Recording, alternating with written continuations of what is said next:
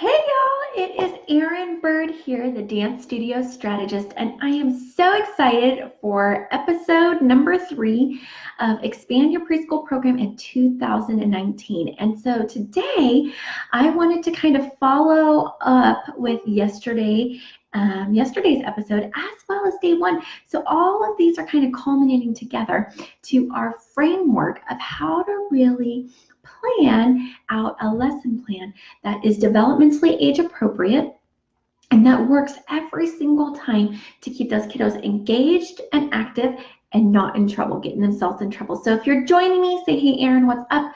Let me know that you're here. I always love to know who is joining me. Hey, Michelle, I'm so glad that you're here. I always love to know who's with me. So if you're here, say, hey, Erin, what's up? Let me know that you're here. Today we are, yes, episode number 3, and I'm so excited about today because it really goes back to referencing day 1 and day 2, and how do we pull those together to really make an exciting lesson plan for these kiddos in our preschool program. So if you're joining me, say, hey, Erin, what's up? Let me know that you're here, because I always want to know who's here with me. Sometimes there's a little bit of lag in Facebook, so it takes a while for it to tell me who's actually joining me. So let me know if you're here. So I'm going to jump right in it today. So if you were able to catch episode 1 and 2, in episode 1, we chatted about props and why they're so important, why they bring magic to your lesson plans.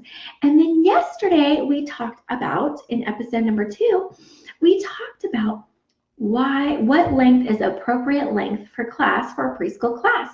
And we decided that between 30 and 45 minutes is developmentally age appropriate. But we also talked about a wonderful resource, which is NAYC.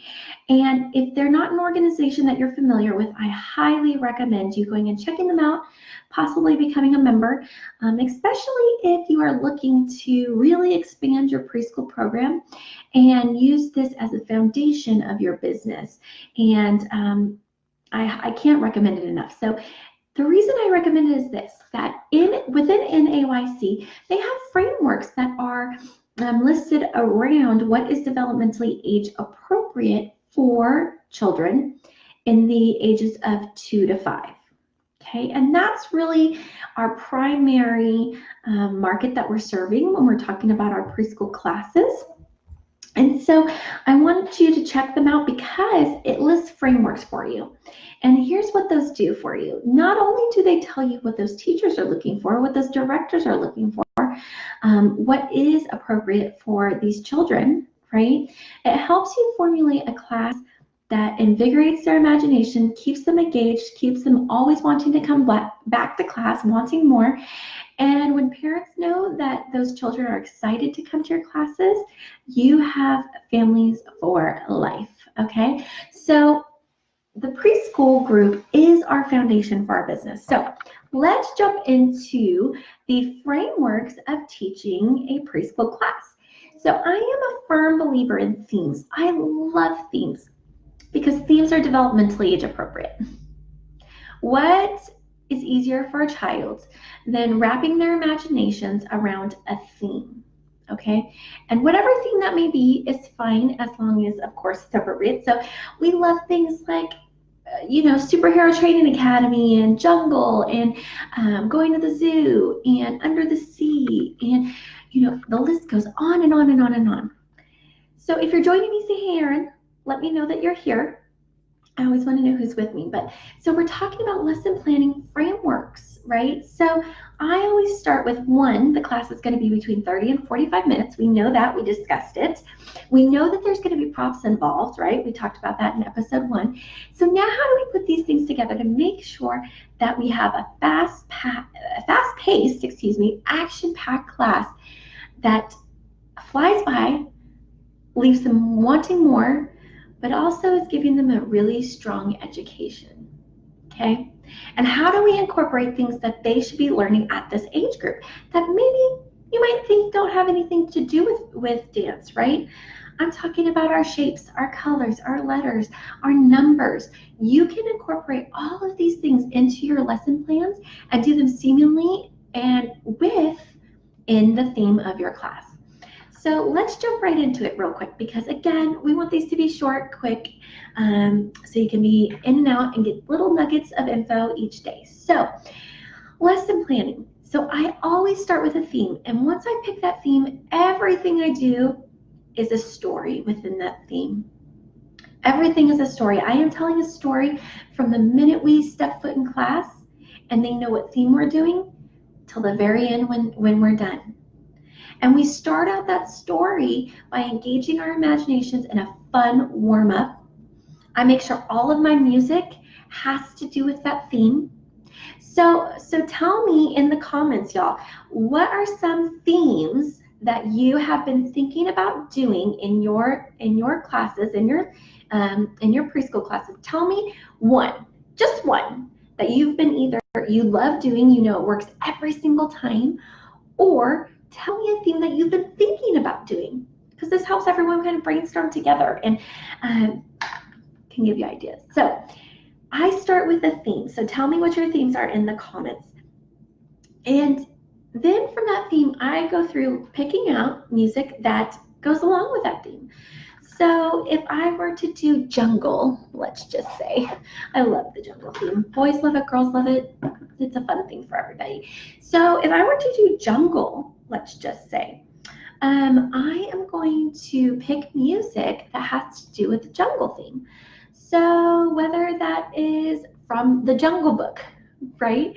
Whether it's from possibly songs from The Lion King. There's endless amounts of opportunity and music available, but I pick songs that are going to be relevant to them. You also want things that are going to be relevant to them. I have a million different songs, and some of them, yes, they fit within the theme, but are those the songs and the music that they're going to be excited about?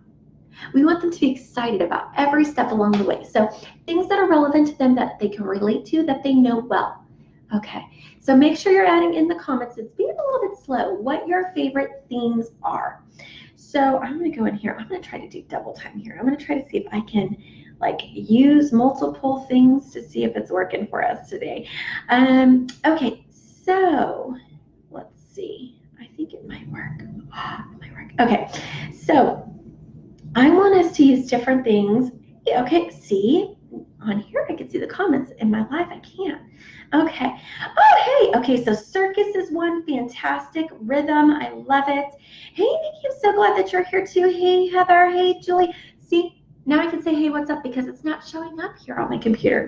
But I'm going to use double time and so I can see both. Oh, I love it. Technology is great, but sometimes it's a little slow for us. So we do what we can to see how to make it work, right? With everything, let's adapt. So, okay, awesome. I love circus. Circus, oh my goodness, it's one of my favorites. We use mini trampolines for our props. We use the balance beam. We use hula hoops. We use, oh my goodness, we use the mat. It is a fantastic theme, and I love that one. Nature's another good one. We do that one as well.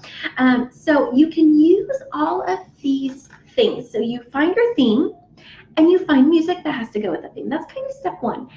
And then the first step of your lesson plan is your warm-up. And this is where the storytelling begins. You have to engage their imaginations. You have to tell a story that they feel like they're jumping into and being involved in. It's kind of like we were watching that movie Jumanji the other day. They become part of the story, right? This is what you need to do in your classes, in your lesson plans. Hey, Kristen, I'm so glad that you're joining us. We're talking about frameworks, and we're talking about lesson planning. So step one is really your warm-up.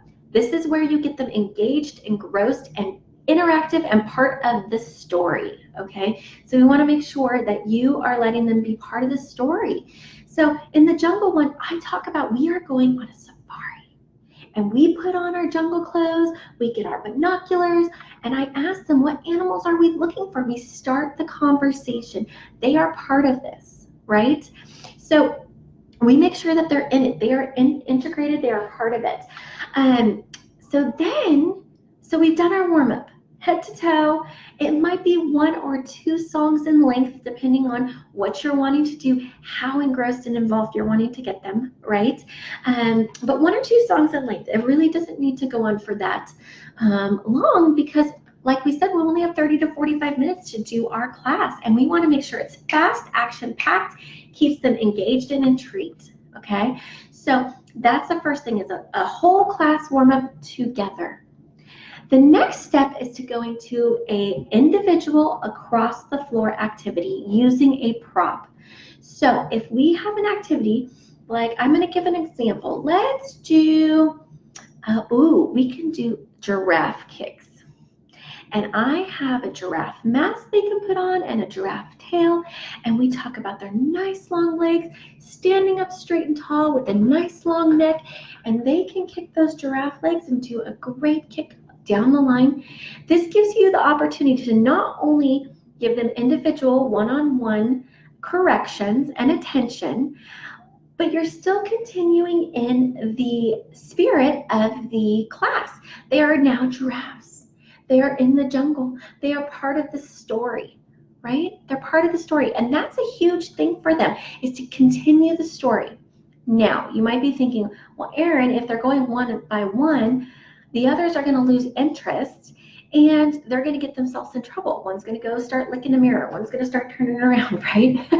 You might be thinking this. And here's the truth of the matter. The truth of the matter is that we engage them even when they're sitting waiting their turn. And how do we do this? We have a spirit of cheering their friends on, right? We want to cheer them on. Now, there's different things that you can be doing to do this. We might say that they have to clap and cheer their friends on. That's one way, right? But how else can we engage them to make them feel part of it? So instead, we might say, okay, when Sally gets done doing her giraffe kicks, we're going to give her an elephant cheer. How do we do our elephant cheer? We put on our elephant trunks and we go, ah! And we spray them with water, right? And they laugh and they think it's hilarious and they all try to do it, right? It keeps them engaged even when it's not their turn. Then they go sit down. The next one comes. They continue to do this. Those little things are keeping with the story that you're telling, the theme that you're telling, and it creates a sense of engagement. And no one loses interest that way. So we've done our warm-up. We've done our first across the floor. Then we're going to go into another sort of group activity. This can be a dance that you are working on. It could be also something that they just mimic back. You might have some choreography, like I do a lion dance, and it's fantastic, and they love it. And honestly, for the most part, at this point, if it's a regular class, they just mimic. They're just doing exactly what I'm doing. So if you're joining me, even if it's on the replay, say, hey, Erin, what's up? Let me know that you're here. I love to know who's with me. So we've done that. So now we're going to continue the story. So I'm going to continue with my lion dance. But what does that mean? You have to preface it. You have to give them the story. We're not giraffes anymore. We're not elephants anymore. So we tear away that. And now we're lions. And what does it mean to be a lion? We're going to put on our whiskers. Woo, woo, woo. We're going to put on fur. We're going to put on our tail. Woo. You need to make them into lions. Make them think they are using their imaginations, that they are lions. Then you do your lion dance together, okay? But when you're done being a lion, make sure you strip all that off, okay? Pull out the lion voice, pull out the tail, put away your whiskers, all those fun things. You want to make sure that they do not continue to be lions through the rest of your class. Then we go back to another individual activity. Now for me, this means that they might do bear rolls. So I might be teaching a somersault, but they're really going to pretend that they're bears, right? And again, they get to cheer on their friends by giving them bear roars, right? It's fun, it's silly, it's lighthearted, but it's what preschoolers love to keep them engaged, right? So we do that. They do their across the floor. They do their somersaults. They do, if that's something that you want to do, it could be another type of across the floor activity. The whole point is to keep them as part of the story, keep them engaged like Jumanji. They are in it. They're a part of the story, okay? And then depending on the length of your class, it could be 30 minutes, 45 minutes. So that is going to dictate how many across the floor activities and how many group activities you can do. But this is the key. The key to the framework is alternating between group activity and individual activity. You hear that? Between group activity and individual activity. Because we can give our one-on-one instruction, Or when I say one-on-one, it could be an across-the-floor activity where you have 2 go at a time, a pair. It could be where you have 3 go at a time if so necessary or what it dictates. But the thing is, you're able to give some really individual attention in this time to make your corrections, but keep them as part of the story. Okay, to keep them as part of the story. So then so you might have 1 or 2 more group or individual depending on time constraints, but I will tell you, normally in a 30-minute class, you are going to be able to do 3 group activities and 2 individual. That's typically how it works out. And then I always end my class in a fun game that, again, has to do with the theme and has to do with using everybody. So it might be, I have a game called the Jungle Sleeping Game, and we play the Jungle Sleeping Game, and it's the absolute favorite of all of our students, okay? So I ran through it real quick, and it might sound simple, but the key to this framework is alternating between group activity and individual activity. I say individual, or I'll say across the floor activity, right? Alternating between the two. But the true tip here, the true golden little nugget of info, is getting them as part of the story, engaging them, making it imagination soar, making it interactive, making it so they are so much part of the story that they can actually see themselves in the jungle, right? It changes the way that they look at things, keeps them engaged, engrossed, happy, and flying and soaring, right? So that's what we want. We want them to want to come back every single week. So let me know in the comments if today was a good day for you, if you got any aha moments from today, from whether it was theming or how you should alternate, or going back to NAYC and seeing what their frameworks are around music and movement. Let me know in the comments if you enjoyed today. Julie's asking, how many weeks do I stick with the theme? So here's the deal, and some people think I'm crazy for this, right? But I actually, in my business, we do a different theme every single week. Now, that being said, I have so many lesson plans for each theme that we might do that theme twice a year. So I might do jungle, let's say in September, and then I might come back to jungle in April, right? It's a new lesson plan. It's a different lesson, right?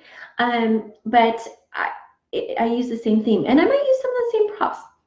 That being said, I also have some of my studio owners who do, they might do 2 weeks of a theme. They might do 3 weeks. They might even stretch it 4 weeks, depending on the time of year and what the theme actually is.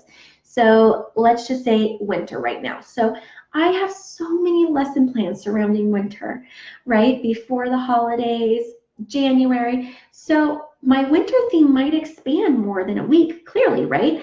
But within that winter theme, we might have a snow day. We might be talking about gingerbread houses. We might be talking, so there's a lot of things that you can do within that. But I typically am rotating every single week. Every single week. But if you feel more comfortable saying, I'm going to do, for the month of September, I'm doing jungle, which is great. As long as you have 4 different things and things to keep them engrossed. That's not to say that we're not going to repeat some things because we're working towards a goal. Maybe it might be teaching them how to do a somersault on their own. It might be teaching them how to chasse down a line. That's going to take more than a week for them to grasp those concepts. So it's okay to revisit sometimes, but just make sure that you're not losing them. So if by week 4, you can tell they're kind of like, I'm overdoing chasses down the line, that's okay. Just know that you need to switch it up. Okay, awesome, Julie. I'm glad that makes sense to you. So there's some times where I might be doing jungle theme this week and teaching chasses, and next week I might be doing under the sea and teaching chasses. We just teach it. Maybe a little bit of, we tweak it a little bit. We tweak the story a little bit. So it falls in line with the story. It falls in line with the theme. Okay. So awesome.